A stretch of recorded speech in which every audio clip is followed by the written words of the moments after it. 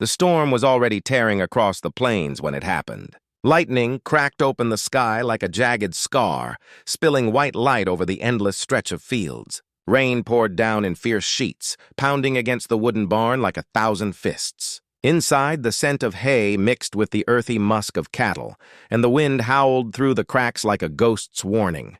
Her scream cut through it all, sharp, raw, trembling. "Easy, it hurts," she moaned, her voice breaking with pain. The rancher, standing frozen with his hands clenched around the thick rope, stared at her pale, sweat-streaked face. For a heartbeat, time itself held still. Then he swallowed hard, knelt beside her, and whispered softly, "It'll be over quick. Before we go further, if you believe in kindness, second chances, and stories that touch the soul, please take a moment to like, comment, share, and subscribe to The Gentle Truth. Your support helps keep these powerful stories alive." The rancher's name was Thomas Hale, a man whose hands were as rough as the land he worked. He had inherited this ranch after his father passed away, but what he didn't inherit was his father's strength of spirit. Years of drought, debt, and loneliness had hollowed Thomas out. At 38, he had buried more dreams than he'd lived. His wife had left 5 winters ago, taking their daughter with her, tired of the silence that had grown between them like an unplowed field. Since then, Thomas had lived alone on that ranch, speaking only to the animals and the wind, carrying his burdens like a silent mule. That night, as the storm raged, he found the girl near the broken fence at the edge of his property. She couldn't have been more than 20, drenched, shivering, her clothes torn from snagging on barbed wire. She was limping badly, clutching her side, her eyes wide with terror. He could tell she had been running. From what? He didn't know yet. Her name, she whispered later between shallow breaths, was Lily. She had stumbled upon the ranch while trying to find shelter. Thomas wanted to turn her away. Trouble wasn't something he had room for anymore. But something in the way she hugged herself, teeth chattering, reminded him of his daughter. So, he lifted her gently into his arms and carried her inside, setting her near the fire. It wasn't until she shifted that he saw the deep gash on her thigh, torn open, bleeding steadily. She winced, gripping his arm. "Easy, it hurts," she whispered again, her eyes filling with tears. He had helped animals through births and stitched horses after barbed wire accidents, but he hadn't treated a human wound in years. Still, with the storm raging and no way to get to town until morning, he knew he had no choice. He boiled water, ripped clean cloths from an old shirt, and brought out the rusty but sharp needle he used for saddles. Her face twisted in fear when she saw it. He knelt beside her, voice softer than he'd used in years. "It'll be over quick." Her hand found his, gripping it like a lifeline as he worked. Her cries filled the barn with something raw and real, like the sound of the wind through old rafters. Every stitch he made was like sewing up his own silence, his own wounds. When he was done, her head rested against his shoulder, exhausted but safe. He wrapped her leg with bandages, made a bed of hay near the fire, and sat there all night, listening to the storm ease its anger outside. By morning, the sun rose shyly over the wet fields. She told him her story. Lily had run away from an abusive home 2 towns over. Her stepfather had tried to hurt her, and when she fled, he followed. She had been running for nearly 2 days before stumbling onto Thomas's land. She had no money, no family who cared, and nowhere to go.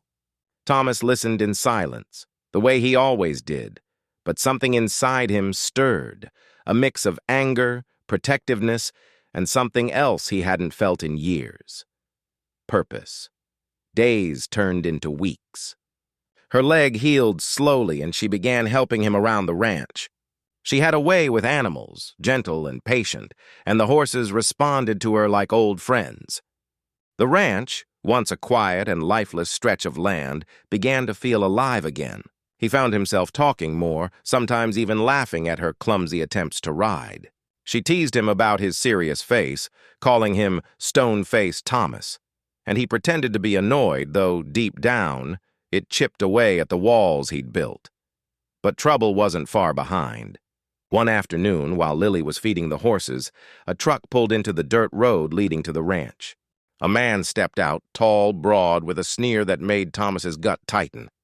Lily froze when she saw him. Her stepfather had found her. The man shouted, demanding she come back, claiming she was his responsibility. Thomas stood between them, his hands balling into fists. For the first time in years, his voice thundered louder than the wind. He told the man to leave, that she was safe here, and that if he stepped 1 foot closer, he'd regret it. The man didn't take it well. That night, Thomas heard the distant growl of the truck engine again, circling like a wolf. He knew what kind of men didn't take no for an answer. So he sat on the porch all night with his old rifle across his lap, staring at the road, waiting. Lily joined him, sitting silently beside him. She didn't need to speak. Her presence was enough. For the first time since his wife left, Thomas didn't feel alone. The confrontation came 2 nights later. The man tried to sneak onto the property, thinking Thomas would be sleeping. But the rancher was ready. The 2 men faced each other in the barn, where it had all begun. The rain started again softly at first. Thomas stood tall, his voice steady as he told the man that this land was his, and no one was taking her away against her will. When the man lunged, Thomas fought back, not with wild fury, but with a quiet, steady strength. Years of ranch work had hardened his body, and though he took a few hits, he drove the man back, forcing him into the mud. By the time the sheriff arrived, called by a neighbor who'd seen the truck, the man was beaten but alive, handcuffed, and hauled away. After that night, Lily wept into his chest, not from fear but from relief. For her, the barn was no longer a place of pain. It was a place where someone had finally stood up for her. For Thomas, the fight wasn't just against a man. It was against the emptiness that had ruled his life for years. Protecting her had brought him back to himself.